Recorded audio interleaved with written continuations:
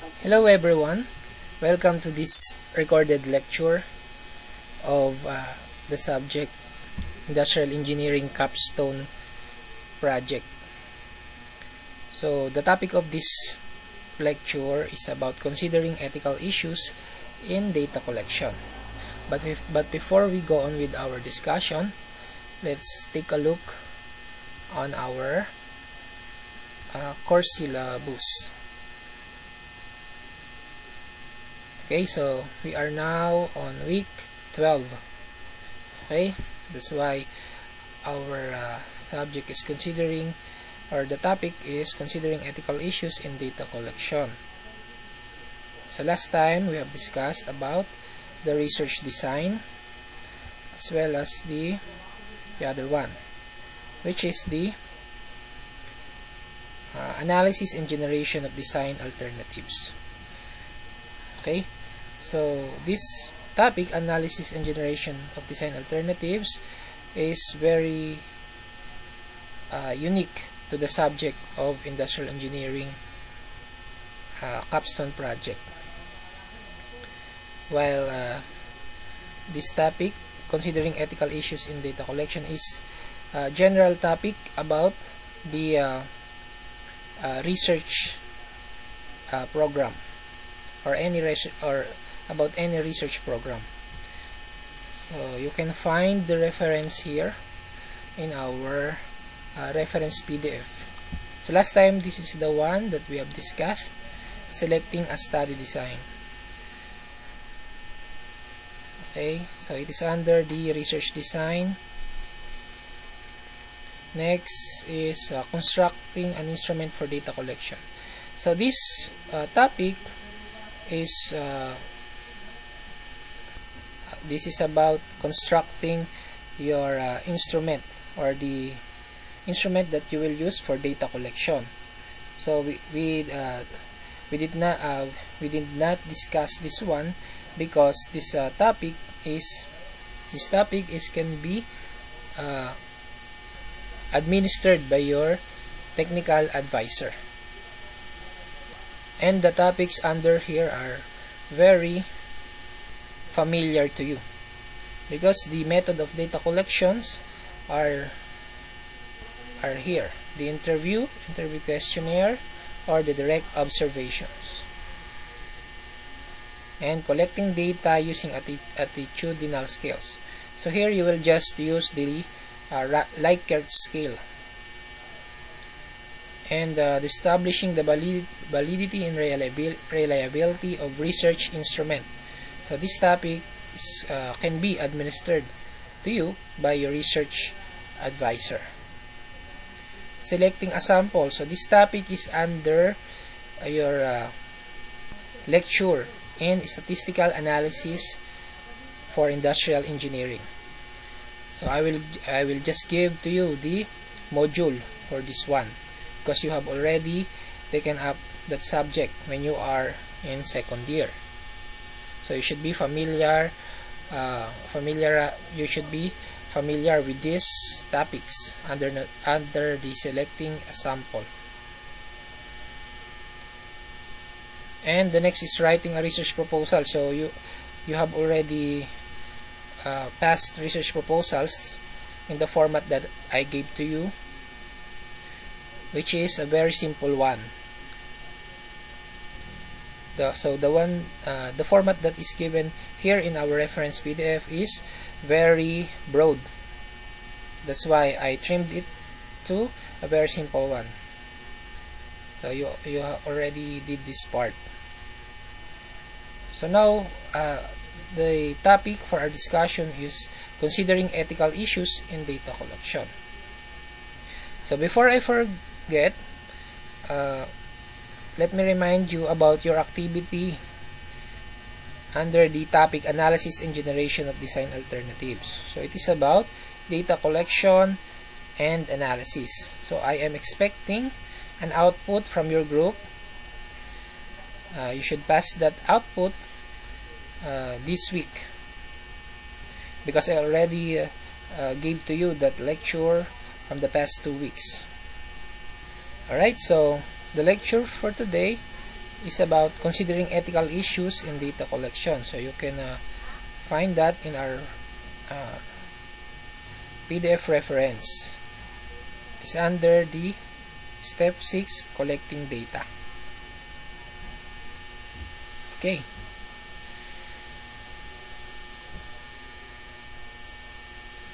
So since this is a asynchronous session, we will not be having an attendance. Okay, so the agenda of this lecture are, or the objectives of the agenda of this lecture are, first, let's discuss the concept of ethics. So you already have stock knowledge about the concept of ethics because you have different subjects about this one. Next, stakeholders in research. Next, ethical issues to consider concerning research participants. Ethical issues to consider relating to the researcher. And ethical issues to consider regarding the sponsoring organization. So here are the keywords in our lecture. First is the bias. So bias is what you get when you do a subjective data collection way or method. Next is code of conduct. So what is code of conduct? So it includes honesty with the data that you have gathered to maintain the good conduct of the research. Confidentiality, so that's very important also in any research endeavor. For the personal information of your respondent should be kept confidential. Deprivation of treatment, so that one falls under the control groups of your respondent. Ethos, so what do you mean by ethos? Ethos is a Greek word which means character, that is used to describe the guiding beliefs or ideals that characterize a community, meaning it is the etymology of the word ethics. So it is more on guiding beliefs, ideals of a community, nation, ideology, etc. And next is the word harm. So harming the rights of other people or your respondents. Informed consent, so you should seek for this one when you are collecting your data. Then principles of conduct, so that is very similar to the code of conduct. Research participants, your respondents. Sensitive information, so you should be familiarize yourself with the sensitive information. Sponsoring organizations, so if you have a sponsoring organizations, so you should know what to take into considerations in dealing with them. Stakeholders, so these are your interested parties, the interested parties in your research study. Then subjectivity, so this one is closely related to bias. Okay, so all professions are guided by code of ethics that has evolved over the years to accommodate the changing ethos, values, needs, and expectations of those who hold a stake in the professions. So some professions are more advanced than others in terms of the level of development of their code of ethics. Some have very strict guidelines. So, monitoring conduct effectively and take appropriate steps against those who do not abide by the guidelines. So, most professions have an overall code of conduct that also governs the way they carry out studies or researches. In addition, many research bodies have evolved a code of ethics separately for research. So, for example, medicine, epidemiology, business, law, education, psychology, and other social sciences have well-established codes of ethics for research. In this slide, let us first examine what we mean by the word ethics or ethical behavior.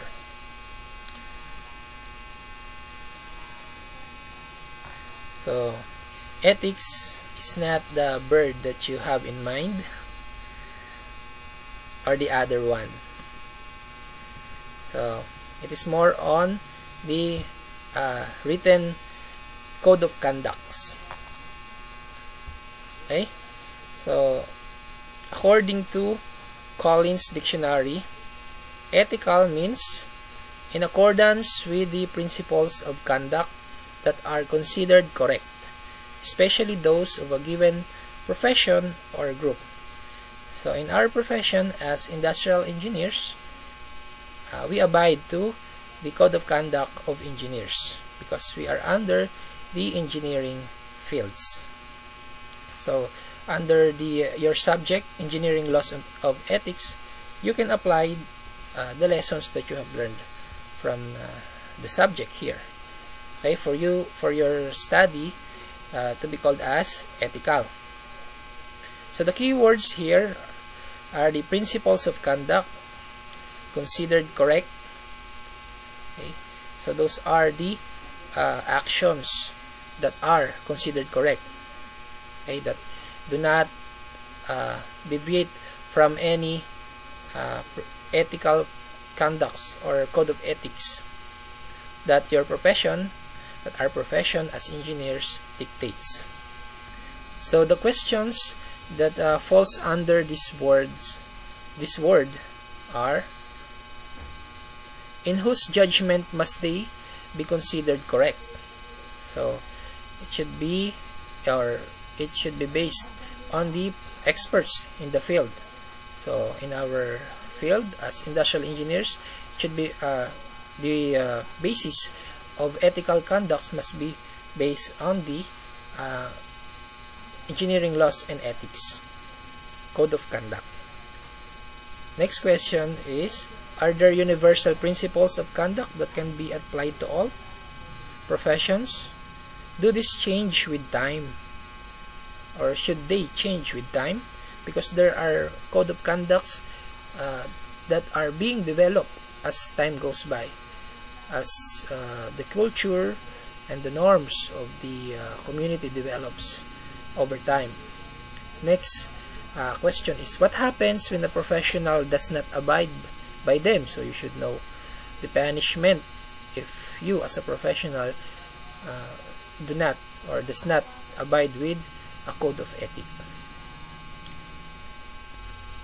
Okay, so next concept is basis due to the constant change.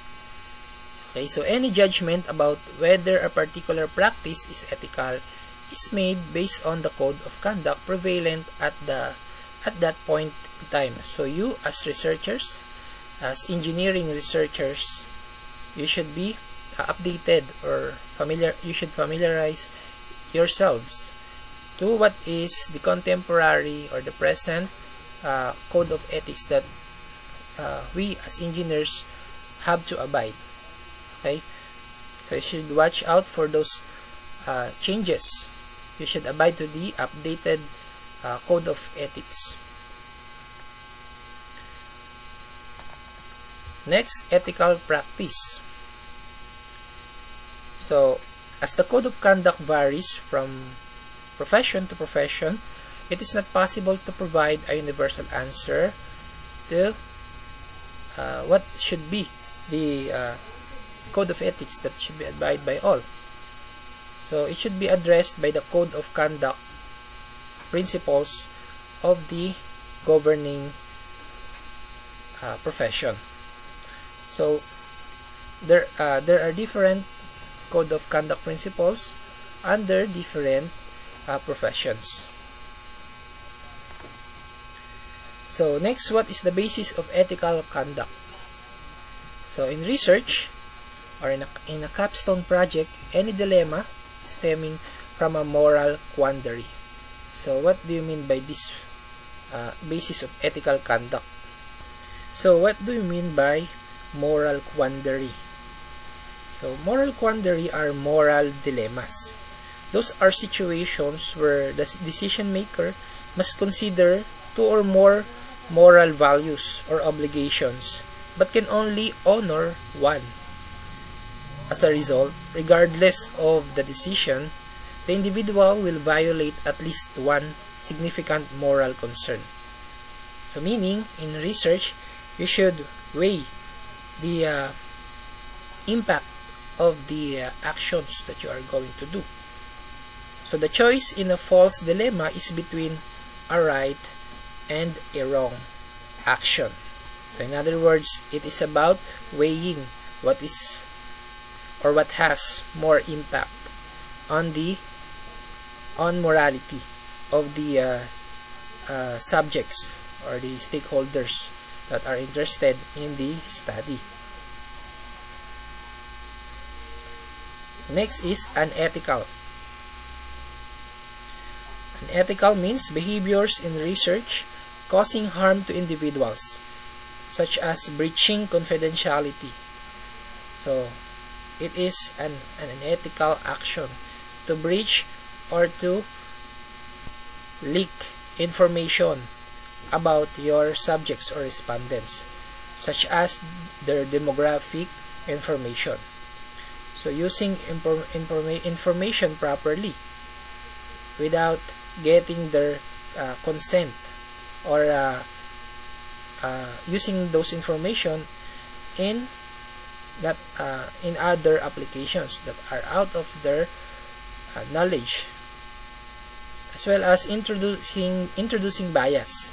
So that means that you have purposely collected data according to what you want to get, or to what you want the result of your study to produce or to become.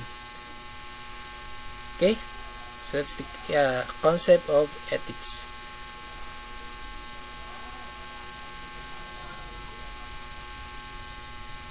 Okay, so now let's know about the stakeholders in a research or in a study. Okay, so the stakeholders, so there are many stakeholders in a research study, whether it is quantitative or qualitative. It is important to look at ethical issues in relation to each of them. So the various stakeholders in research activity are, so first are the research participants or the subjects, your respondents, research respondents. So who should be considered as a research participants? Varies from profession to profession. Generally, all those with direct and indirect involvement in research study are considered a research participants, or what we call as stakeholders. So those who are likely to be affected by the findings of the study are also considered as stakeholders. For example, the customers or the immediate customers or the immediate users of the improved product that you are using or that you are researching. So in the fields, just for example, in the fields of medicines, public health, epidemiology, nursing, the patients and non-patients who become part of the study, and those who participate in an experiment to test the effectiveness of a drug or a treatment, so they are considered as the research participants. Another example are the service providers or the service managers and planners who are involved in either providing the service or collecting information relating to the study are also stakeholders of the research. While in social sciences, the participants include individuals, groups, and communities providing information to help a researcher to gain understanding of a phenomenon, situation, issue, or interaction. While in social work and psychology, the participants include clients as well as non-clients of an agency from whom information is collected to find out the magnitude of the problems, that needs of a community, or the effectiveness of an intervention. So in your part, in your IE capstone project, the stakeholders are the immediate user of the improved product or the improvement in a product system that you are going to research. So they are the stakeholders or the research participants of your study. Next is you as the researcher. So researchers constitute the second category of stakeholders. So anyone who collects information for the specific purpose of understanding, consolidation, enhancement, and development of professional knowledge adhering to the accepted code of conduct of the field that the researchers are under. So he or she may present any academic discipline. So you are engineers. So the code of conduct of engineers should be followed by you. Next. So next is the funding body. The funding body or organizations are responsible for financing a research activity. So they are the third category of stakeholders. So most research is carried out using funds provided by business organizations. So if you get to have a sponsor company to conduct your research study, so it is better because they are the one to provide you with fundings. So each category of stakeholders in a research activity may have different interests. So the interest of the research participants may differ from the interests of the researchers and the funding body, as well as the perspectives, purposes, aims, and motivations. So those differences could affect the way in which research activity is carried out and the way the results are communicated and used. Because of this, it is important to ensure that your research is not affected by the self-interest of any part and is not carried out in a way that harms any party. For example, if the funding body wants you to have any specific result of your research study, you should not follow it because it is not ethical in the research code of conduct. So we should be honest as professionals to the what our study may result. It is therefore important to examine ethical conduct in research concerning different stakeholders under separate categories. So in your research, you should mention these stakeholders if you ever have the funding body, because as a researcher you are one of the stakeholders and you should have the research participants or the respondents. So you should mention your stakeholders in your research study, specifically under your significance of this study.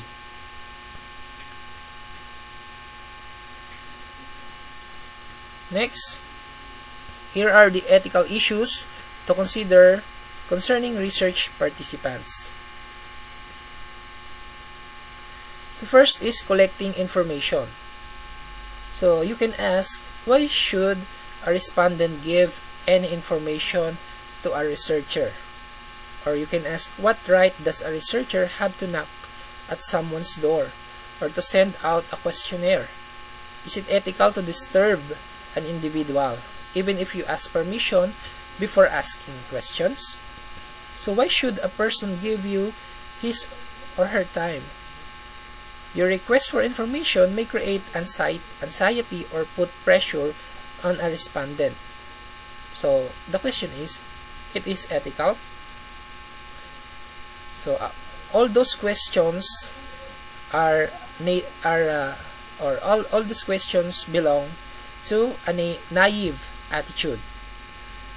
So the authors of different research guiding books believes that if that attitude had been adopted, there would have been no progress in the world. So a research is required in order to improve conditions, provided any piece of research is likely to help society directly or indirectly. That's why it is considered as acceptable to ask questions if you first obtain the respondent's informed consent. Before you begin collecting information, you must consider the relevance and usefulness of the research you are undertaking and be able to convince others.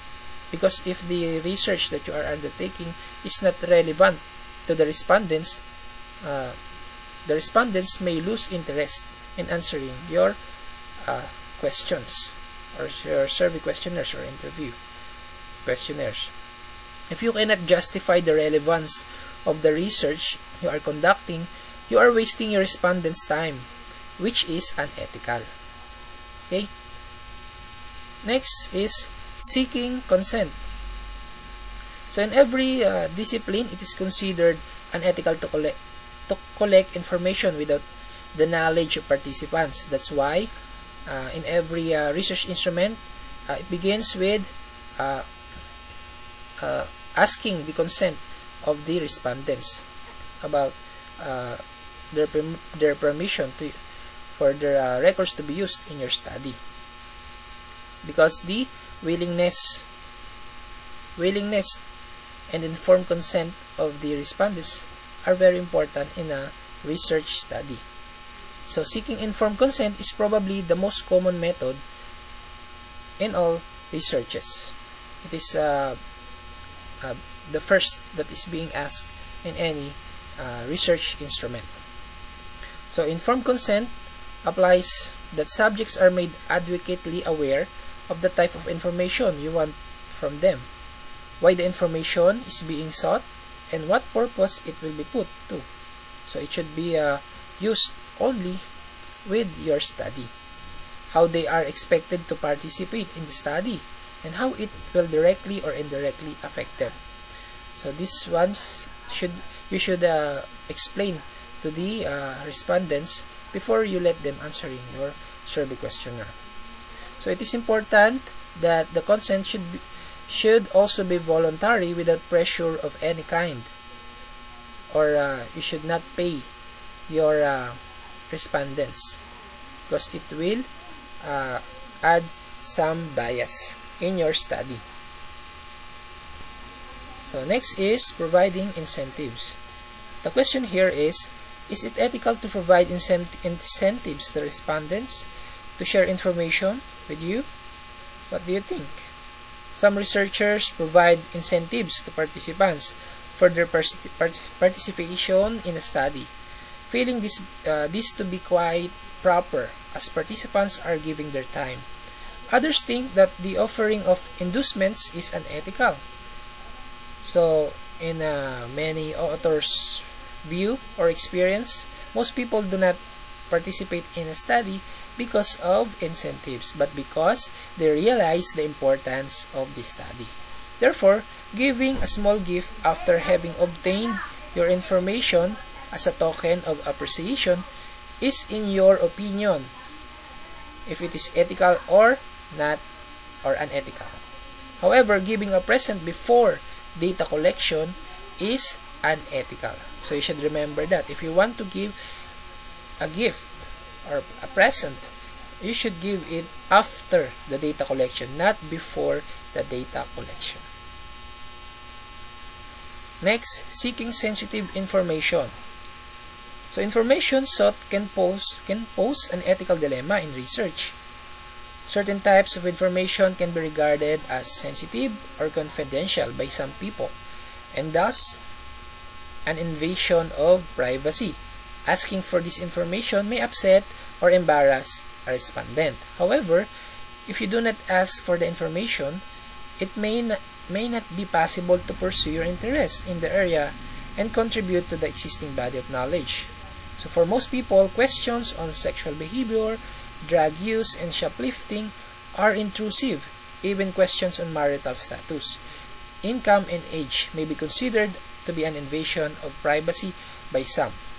But in your case, in Industrial Engineering Capstone Project, so many of your products is not about social sciences or about the lives of different group of people. So the sensitive information that falls in your study is more on the demographic profile of your respondents. So you should leave the name, okay, at least the name of the participants or respondents to be optional. So it's up to them if they want to put their names or not. Okay. So next issue under the research participants, the possibility of causing harm to participants. So is the research going to harm participants in any way? You should ask that. So those harm includes not only hazardous medical experiments but also any social research that might involve such things as discomfort, anxiety, harassment that might involve such things. So invasion of privacy or demeaning or dehumanizing procedures. So when you collect data from respondents or involved subjects in an experiment, you need to examine carefully whether their involvement is likely to harm them in any way. So in your case, as an IE capstone project researcher, you should examine the needs or the possibility of causing possibility of your product improvement to cause harm to your stakeholders or to your immediate consumers or customers. Okay. Next is maintaining confidentiality. So sharing information about a respondent with others to purpose other than your research study is unethical. Sometimes you need to identify your study population to put your findings into context. In such situation, you need to make sure at least the information provided by the respondents is kept anonymous. It is unethical to identify an individual respondent and the information provided by him or her. That's why I told you to make the name optional in your research questionnaire. Therefore, you need to ensure after the information has been collected, its source cannot be identified. In certain types of study, you might need to visit respondents repeatedly, in which case you will have to identify them until the completion of your visits. But in your case, as IE capstone researchers, project researchers, you can use online platforms for the evaluators to evaluate your product design or product improvement design, such as the Google Forms or online interviews. Okay, so you can save time going to their places. You just have to ensure that those evaluators are relevant to your research topic. Next is ethical issues to consider relating to the researcher. First is avoiding bias. Bias on the part of the researcher is unethical.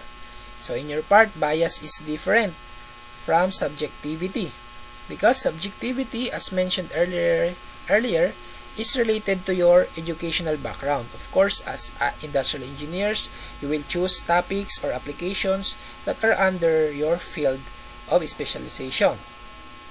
While bias is a deliberate attempt to either hide what you have found in your study. So if you found something that is negative, you should not try to hide it. You should show it to the result of your study. If you find a negative evaluation from an immediate user, you should be honest enough to cite that in your study. Next, provision or deprivation of a treatment.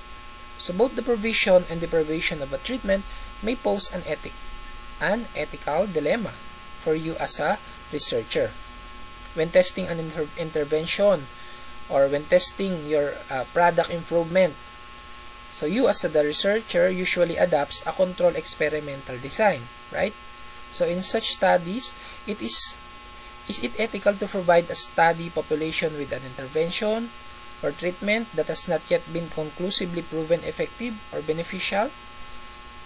If your subject is about medicine or medicinal herbal medicinal supplements, so it is ethical. Is it ethical to let your subjects take it without any proven treatment or benefits of the intervention? How can you prove or disapprove its effectiveness or benefits? On the other hand, you are providing an intervention that may not be effective. So is it ethical? It is ethical to deprive the control group of a treatment even if it may prove to be only slightly effective. And beyond that issue of control groups, is it ethical to deprive people who are struggling for life of the possible benefit, however small, which may be derived from a drug that is only under trial? So in your case, as far as I remember, there are no groups that have the topic of developing a medicinal treatment or medicinal drug. So this one falls under the effect of the product components to the immediate user. So you should examine first if the materials that you are using in the product improvement are not harmful to the immediate user. So next is using inappropriate research methodology. So as a researcher, you have an obligation to use appropriate methodology with your knowledge base in conducting a study. So it is unethical to use deliberately a method or procedure you know to be inappropriate to prove or disapprove something that you want to, such as by selecting a highly biased sample. So for example, you already read that this methodology has a high bias rate of result, and after you read it, you still choose that methodology. So it is very unethical. Or sometimes you use an invalid instrument not validated by your research advisor, or by drawing wrong conclusions. So incorrect reporting. To report the findings in a way that changes or slants them to serve your own or someone else's interest is unethical. Correct and unbiased reporting of the findings are important characteristics of ethical research practice. Okay? Inappropriate use of information. So this belong to the questions of how will the information obtained from the respondents be used as the researcher. Are the information are to be used only for your study or for other purpose? So it should be clear. So the use of information in a way that directly or indirectly affects respondents adversely is unethical. So can information be used adversely to affect the study population? If so, how can the study population be protected? As a researcher, you need to consider and solve these issues. Sometimes it is possible to harm individuals in the process of achieving benefits for an organization. An example would be a study to examine the feasibility of restructuring an organization. Restructuring may be beneficial to the organization as a whole, but may be harmful to some individuals, as it may lay off some of the workers. or affect their working condition. Okay, so those are the ethical issues to consider relating to the researcher.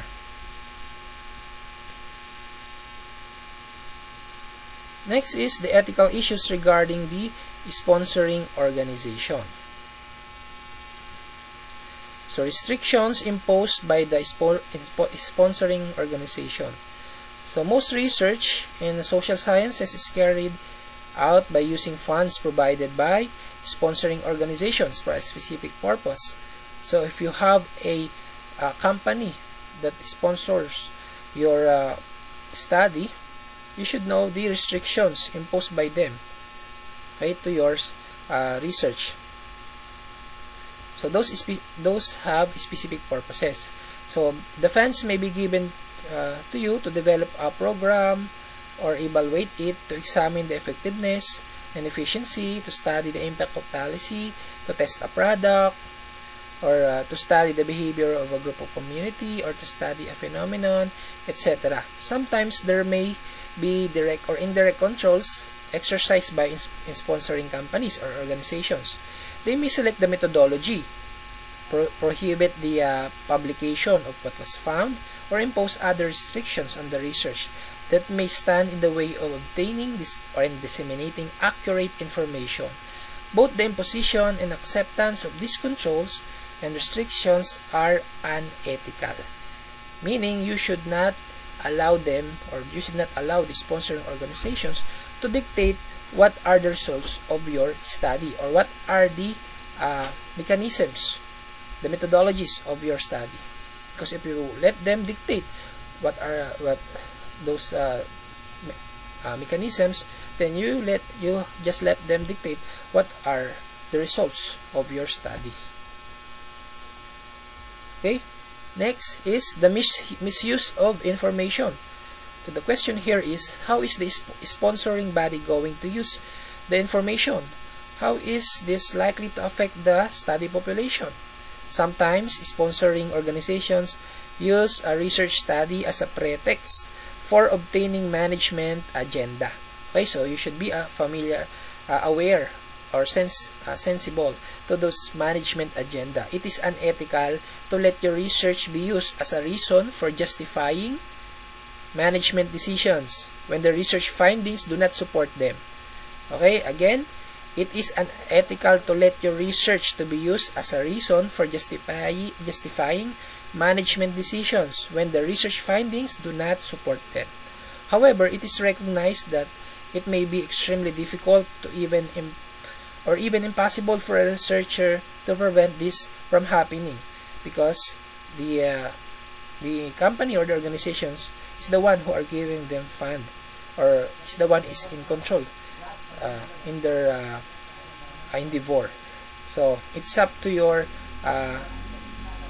strong sense of ethics or ethical behavior to uphold the ethical consideration of your study. Okay, so do you have any questions? If you have any questions, please feel free to message me. So for this lecture, you have learned your learning activity. So you should find, as a group, you should find a copy of your university's or department's code of ethics for research, or examples of code of conduct for your chosen profession. So you can ask the research custodian of our campus, so Dr. Butch Stephenduay, for this one. So can you identify any areas of research or approaches that might come into conflict with these guidelines? Okay. Next, ethical issues may arise at any point in the research process. Reflecting on the principles raised in this lecture, make a list of ethical issues that you think should be considered at each step in the 8-step model. Okay, so what is the 8-step model? So it is the model that is mentioned in our reference PDF. So you should go back to our reference PDF to recall the 8-step model. So that is the first lecture here. So this is the 8-step model. Okay, so you should examine the 8-step model and reflect on those principles and make list of ethical issues that you think you should consider at each step. Next, imagine you are planning to undertake a hypothetical research study in an area of interest to you.